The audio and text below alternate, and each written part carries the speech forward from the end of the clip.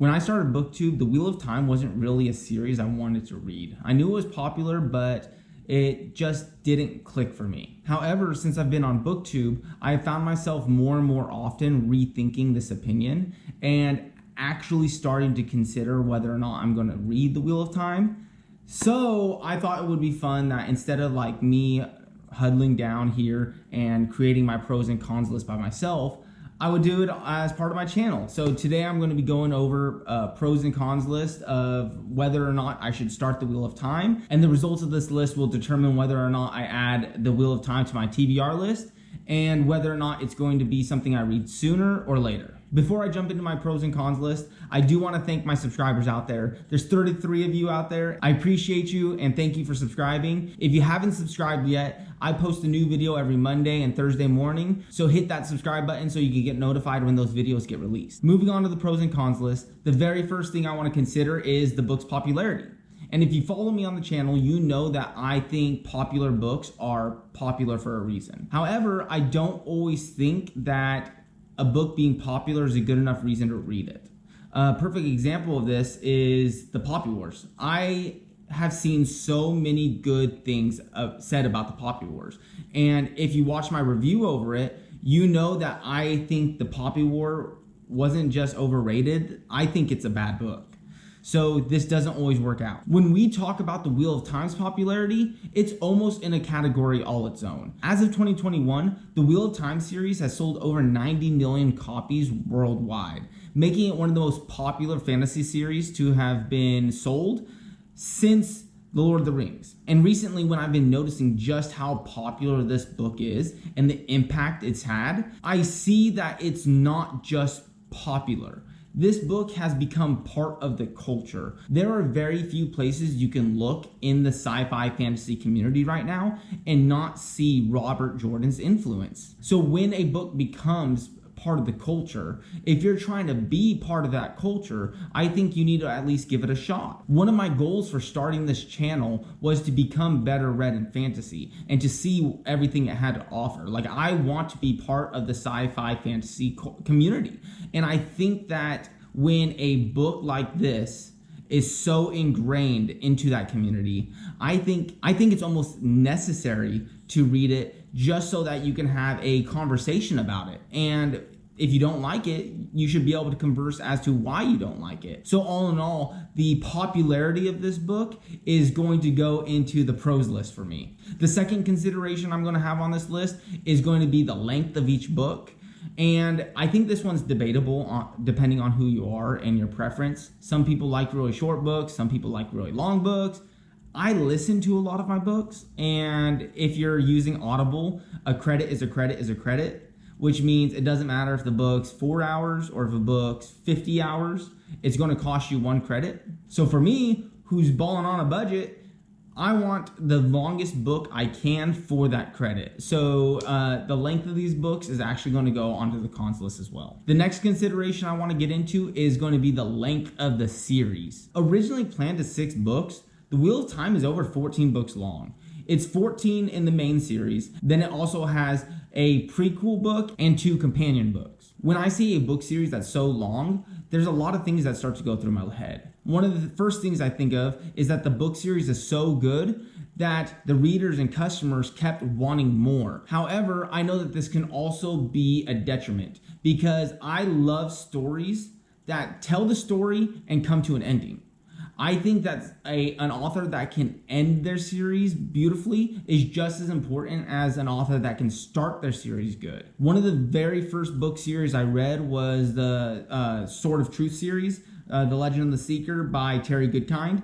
And this is a perfect example of a author dragging the series on longer than what it needed to. Like, the first 7 books I thought were amazing, and the last books were absolute garbage. So when I see the length of a series, this could go either way for me. However, I'm going to put it on the cons list because of the next thing I'm going to talk about, which is the slog. We've all heard of the slog, and honestly, I'm scared of it. The slog is the middle section to the Wheel of Time series, and I think it consists of 4 books, books 7, 8, 9, and 10. And these books are the reason a lot of people stopped reading The Wheel of Time when Robert Jordan's was originally publishing it. In this section, I think Robert Jordan intentionally wanted to slow the story down and add some world building and some character development and really flesh out what he had going on. And while fans of Robert Jordan and the Wheel of Time series say that this is where the character development and world building really begin, even some of its most avid supporters say this is hard to get through. It does slow down and it is its worst part. On top of that, once we come back from the slog, we only have one book that is written 100% by Robert Jordan. The rest of the series is a combination of Robert Jordan and Brandon Sanderson, which I'm okay with. I like Brandon Sanderson. Like, he's my favorite author. I think he's the GOAT. But at that point, it's not just Robert Jordan anymore. It's a combination of the two. So, which I guess could be considered a pro all itself. Like, I haven't read very many books that are co-written, so that might be something to add to the list too. So co-authored, I guess. But when I'm talking about the slog, I'm going to go ahead and throw that in the cons list because I don't think I'm in a position where I want that slowed, miserable section to have to get through, to have to slog through. On to the next section. You heard me mention Terry Goodkind's Sword of Truth series, and if you're a fan of Robert Jordan and the fan of The Wheel of Time, you might have not have made it this far. You might have jumped off this channel right when I had said that, because apparently Terry Goodkind has been accused of stealing a lot from Robert Jordan and his Wheel of Time. And there's a difference between being inspired by and incorporating it into your own book and outright stealing. And from what I've heard, Terry Goodkind has almost stolen exact elements of the Wheel of Time into his Sword of Truth series. If you've watched my channel, you know this is something I'm trying to look into, because for so long, the Sword of Truth series was one of my favorite, if not my favorite, fantasy series of all time. And it's because it was literally the very first adult fantasy series I ever read. Once I joined the fantasy community and started reading more and more books, and I learned more and more about Terry Goodkind and the Sword of Truth series, I started to hear all these rumors and I wanted to look into it for myself. So when I did my classic fantasy sci-fi TBR list, one of those books is called The Shadow of the Torturer, in which their guild of torturers and executioners are supposed to be called the Seekers of Truth, which, if you've read Terry Goodkind's Sword of Truth series, you know that his main hero is called the Seeker of Truth. So I wanted to get to the bottom of that as well. It's something that's really been bothering me, so I think that reading The Wheel of Time is going to let me answer those questions and either defend Goodkind or agree with a lot of the other community and say, yeah, like, he did take it too far. So having an answer to my Goodkind question, I am going to put in the pros list. This one might be specific to my journey, but maybe it's on other people's pros and cons list too. Maybe other people have read the Sword of Truth series and want the answer to this question as well. The next thing I want to consider is actually going back to the fact that it was written by two authors. Like, I want to address that a little bit more because I hadn't thought of that. And I've never written a book series that was written by two people before. Not that I think I've read the Pendergast novels though, which I think those were dual written. I have to double check on that. But I think it being dual written is actually something I want to read and look into. And the fact that it was co-written by Brandon Sanderson is a pro all in itself. And looking into how Brandon Sanderson actually ended up being chosen to finish his series is a really cool story all in itself. Like, Robert Jordan ended up passing away in 2007 while he was working on what was supposed to be the final volume of his book series. And from what I understand, Robert Jordan's death was not a surprise to him and his family. He was diagnosed previously with a form of amyloidosis, which commonly attacks the heart and kidneys, which, funny enough, I can talk about in another video if you guys want to hear more about the disease that he ended up dying from. But he had a little bit of preparation, so he ended up making all these notes and detailing what he wanted in this last book of his. So when he passed, the duty of choosing the next author fell onto his wife, who was not only a fan of Brandon Sanderson, but she ended up reading the obituary that Brandon Sanderson had read for her deceased husband. And between that and her being a huge fan of his books, she ended up bringing Brandon Sanderson on to finish up Robert Jordan's book. And Brandon Sanderson, as he's known to be, could not finish this story in one book. He ended up making this one book into 3 books. And not only are these supposed to be some of the best parts of the Wheel of Time, but from what I hear, he was able to finish it better than anyone but Robert Jordan himself could have done. So all in all, I'm adding this into the pros list, and I'm actually really excited about that because that's not something I'd considered when I was making my notes at first. I had to do a quick little internet search and learn all that about why Brandon Sanderson was chosen to finish the book series. On to the next item of discussion is going to be the world building and prose of Robert Jordan. And I love world building and prose. I like being able to be transferred into the author's environment, into the world that I'm reading. I like to be able to smell what they're smelling. I like to be able to see what they're seeing and feel the emotions of the characters. And as someone who's trying to write their own book, I know that these details are important. I've heard that there's people and authors that pay really close attention to detail and describe these effects of their world. And then I hear there's Robert Jordan's attention to detail, in which you can know the color of the character's shoelace. He gets so descriptive into his storytelling. Now, I'm concerned about just how in detail this is. When people who end up liking Robert Jordan and liking the Wheel of Time series talk about how he can get way too detailed with it, that's a turnoff for me. So I think this one would be in the undecided, but with me initially not having wanted to read this book in general, I'm going to use this as a con for me. And if I decide I want to read this series, this will be something I address after I've read it and see if it's something that needs to be switched back over. The next consideration is super close to the book's popularity, but a little bit different. And that's the fact that the Wheel of Time is often cited to either be people's favorite book series or has people's favorite characters in it, or people's favorite parts of fantasy reading in general in it. And while that's similar to a book's popularity, I don't think it's the same. And I think independent published books are a perfect example of this.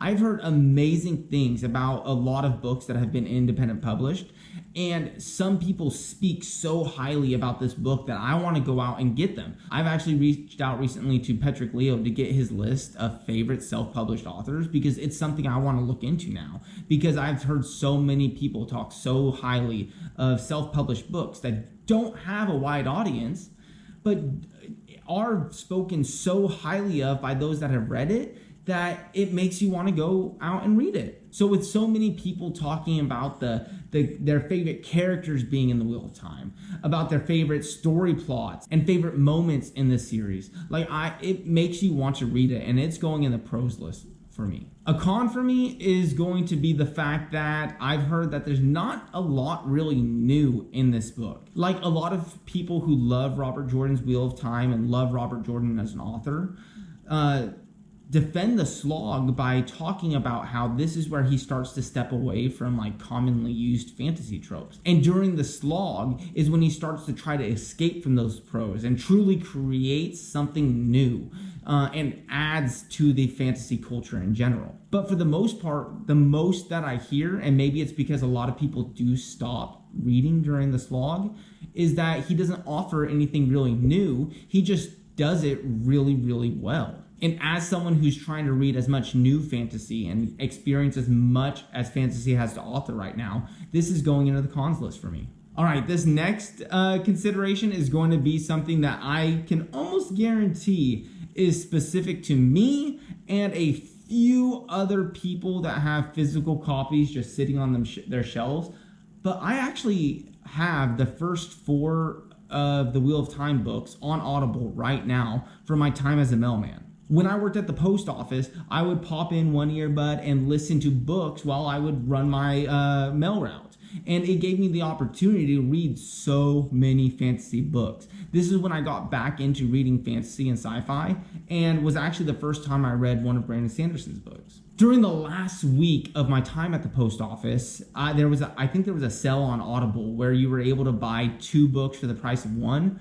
And I had seen that, I just finished all of Brandon Sanderson's books and seeing that he wrote the last few of this series books. And I said, you know what? I'm so into all of Brandon Sanderson's stories that I want to read anything he's written. So I bought the first 4, I think, with the 2-for-1 sale on Audible. But I never got to start them because I went straight into school, and I would record my lectures and listen to my lectures to and from school instead of like listening to my audiobooks. So I literally have the first 4 books just sitting in my Audible library right now, and I'm running out of books to read. So maybe I could read or start these books when I run out of the books that I currently have in stock right now. So I'm going to add this definitely to a pros list. And I know there's some of you that have his book series sitting on your bookshelf right now that are probably thinking the same thing as I am. All right, so the pros and cons list is made, but it's not over yet because each one of these is weighted a little bit differently. Some of these mean a lot more to me than the others. So starting with the cons list, that slog, automatic, like that gets 5 points because that is a huge con for me. Like that's really working against this book series in general for me right now.